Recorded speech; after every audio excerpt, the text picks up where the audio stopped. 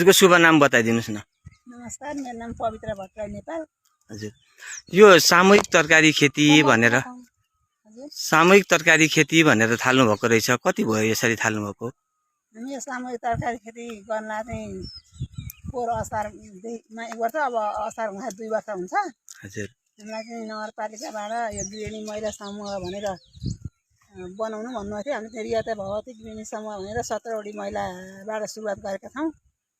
अनि यो चाहिँ हामीले दर्ता गरेर जिल्लामा दर्ता गरी नगरपालिकामा दर्ता गरेर अनि सुरुवात गर्न आएका छौँ। यो वर्षदेखि सुरु गर्नुभएको? हजुर, यो वर्ष भनौँ असारमा 1 वर्ष भयो, अब असारमा 2 वर्ष हुन्छ। असारमा पहिलोचोटि रोप्दा के रोप्नुभयो तपाईँहरूले? हामीले सुरुमा गोलमिडा, अनि खोर्सानी, काउली, बन्नाबाट सुरुवात गरेका थियौँ। अनि त्यसपछि यो असोजमा फेरि त्यो एक थरी झिकेर अर्को थरी काँक्रा, बन्नाहरू रोप्यो। अनि त्यसपछि खेतमा आलु रोप्यो, आलु झिकेर फेरि खोर्सानी र काँक्राहरू गर्यो। अब अहिले दोस्रो लटको हो। दोस्रो लटको सुरुवातमा चाहिँ हामीले यो पुसमा बेर्ना राखेर माघमा यो हामीले रोपेका।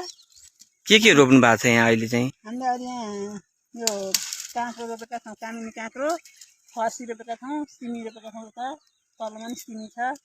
अनि तल खेतमा चाहिँ काँक्रा, खोर्सानी, करेला, घिरौला त्यस्तै अलिअलि रोपेका छौँ खेतमा। यहाँ चाहिँ काँक्रो र सिमी, फर्सी मात्र छ। यो कति जति जग्गा छ यहाँ अहिले रोपेको ठाउँ चाहिँ? यो 5 रोपनी जग्गा छ। 5 रोपनी छ। अनि यहाँ तपाईँहरू 17 जना सदस्य हुनुहुन्छ। लगानी कति गर्नु भएको छ? तपाईँहरूले व्यक्तिगत रूपमा गर्नु भएको छ कि सामूहिक रूपमा लगानी?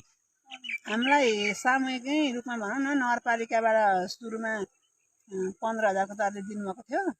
अनि त्यसबाट नै हामीले बिउ पुँजी सुरुवात गऱ्यौँ। 15,000 भनेर एकजनालाई 15,000 को दरले? अनि त्यो चाहिँ तालिम, हामीलाई तालिम दिनुभयो। 15 दिने तालिम लिएर अनि हामीले त्यसमै यो बिउ पुँजीको रूपमा उहाँले भन्नुभएको थियो, तालिम लिएर अनि हामीले त्यसबाटै सुरु गऱ्यौँ। अब यो सामूहिक रूपमा लगाएपछि अब यसबाट आउने आम्दानी पनि त सामूहिक होला, कस्तो होला? कि समूहभित्रै हुन्छ कि के? समूहभित्रै हुन्छ। हाम्रो समूहले नै बिउ किनेर अनि बिसादी किनेर अब सबैले पालो काम गर्छौँ यहाँ। अनि ती 3जनाको हामीले पालो लगाएका छौँ। पानी राख्न पनि 2 दिनमा पानी राख्ने, अनि झाडु खेल्ने, गोडमेल गर्ने। मल राख्दा चाहिँ हामी सबैजना 17 जना जम्मा हुन्छौँ। मल राख्दा गोड्दा अथवा चाहिँ हामी पालो ती 3जनाको पालो लगाएका छौँ। अब तरकारी टिप्नु पर्ने, मल राख्नु पर्ने सबै हामी पालो। म्हणजे नगरपालिकाले सहयोग गरेछ? ओडाबाट केही सहयोग छ कि छैन? प्रदेश सरकारकै सहयोग, प्रदेश सरकारको कार्यक्रम, नगरपालिकाबाट सहयोग। अनि आफूले पनि केही हाल्नु परेको छ कि सबै नगरपालिकाकै सहयोग? हाल्नु परेको छ नि सर। पहिला सुरुको तालिममै त्यो त आधीभन्दा बढी त हाम्रो तालिममै सक्यो।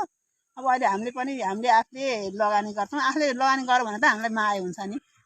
अनि यसकोबाट गर्दा यो फाइदा घाटा कस्तो हुँदो रहेछ? यहाँ अघिल्लो लटमा के भयो? फाइदा भयो कि घाटा भयो कि? गर्न त धेरै गाह्रो छ। हाम्रो यो फाइदा त हुन्थ्यो नि सर। अब यो बजारै छैन। बजार भए त हामीलाई राम्रो फाइदा हुन्थ्यो। बजार चाहिँ अलिक गाह्रै भएको छ। अब अर्थ त राम्रो छ, हाम्रो फलाइ पनि राम्रो छ। बिसादी राख्छौँ, भिटामिन राख्छौँ हामी। अब लगानी त्यसमा टन्नै हुन्छ। अनि बजार छैन। अब सस्तो बजारमा बेच्नु परेको छ। त्यसले पनि दियोस् हामीलाई अब अलिअलि खर्च माग्न घरमा परेको छैन। अनि यो भेगमा चाहिँ पहिलोचोटि हो यस्तो? अन्त पनि छ कि के छ अरू समूहबाट? पहिल्यै होला हाम्रो यहाँ ओडामा चाहिँ पहिले हो। अब अन्त थाहा भएन। यो ओडामा चाहिँ पहिलो नै हो सामूहिक खेती। अब यसलाई निरन्तरता दिने त होला, के छ तपाईँहरूको सोच अब पछिल्लो दिनहरुमा? निरन्तरता दिन्छौँ नै भनेर लागेका छौँ। अब के हुन्छ? अब यो साह्रै गाह्रो भएको छ, तर समूहले साथ दिएर अहिले दियोस् राम्रै भएको छ। अनि सिंचाइको लागि चाहिँ पानीको कुरा गरिहाल्नु भयो? यो पहिलाकै खानपानको ट्याङ्की थियो, हामी चाहिँ यहीँबाटै गरेका छौँ अहिलेसम्म। यसैबाट सिंचाइ पनि समस्या छैन। मुख्य समस्या बजारको भन्नुभयो हजुरले हैन? बजारकै हो। यस्तो यो जे पनि अब आए सानो पाइपमा ल्याएको छौँ हामीले। यो ट्याङ्की भन्छ, ट्याङ्की भएपछि यहाँ दह खनै हो र त्यस्तो पुगेको छ हामीलाई। भनेपछि बजारमा चाहिँ कति टाढा लानुपर्छ कि यहीँबाट बेच्न सकिन्छ कि अथवा लैजाँदा पनि भाउ नपाउने समस्या चाहिँ के हो खास? लान त समस्या छैन सर। यहाँ कुन्ता पुर्याउनु पर्छ हाम्रो। अब कुन्ता पुर्याउँदाखेरि पनि अब आफूले सोचे जस्तो भाउ छैन। अनि पहिला त्यतिकै छोडेर आयो। अनि 1 हप्तापछि अब 2 हप्तापछि पैसा दिँदाखेरि हे यति परेछ भने जस्तो हुन्छ हामीलाई।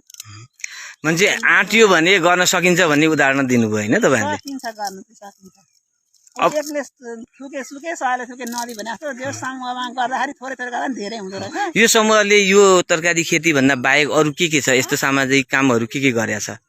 यो अब अस्ति हामीले पोहोर चाहिँ फुल पनि रोप्यौँ। यस्तो अब फुल रोपेर तिहारमा फुल बेच्नु समूहबाटै गर्न सकिने तर आफ्नोमा पनि र यहाँ पनि गर्दाखेरि चाहिँ अलि थप हुने अब घरमा फुल चाहिँ कतिको बिक्री भएको थियो त्यति बेला फुल चाहिँ पोहोरसाल बिक्री भएन यसपालि चाहिँ धेरै बिक्री भयो राम्रो भाउ पऱ्यो त्यो फुलमा यसपालि कति जति भयो राम्रो भने यति झोलाको कति किलोको फुल कतिको दरले पठाएको हामीले यसपालि यसपालि महँगो थियो पहिला त कहाँ 100 कि कति पहिला 150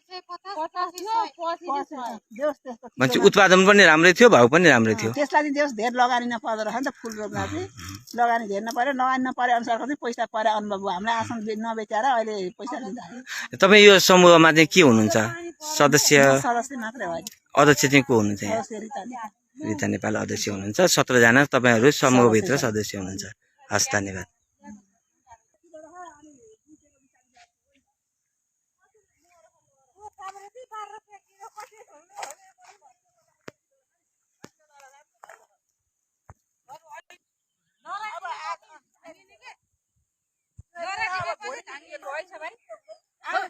अब लानु पर्ने थियो लहरा भाइ दिदा किन्नु जाउँ भने मैले भोलि लहरा बेच्ने खर्च क्या मुन्टा बेच्ने भोलि किन्ने भनेको थियो भाइ तिर्नु पर्ने बोला भयो त्यो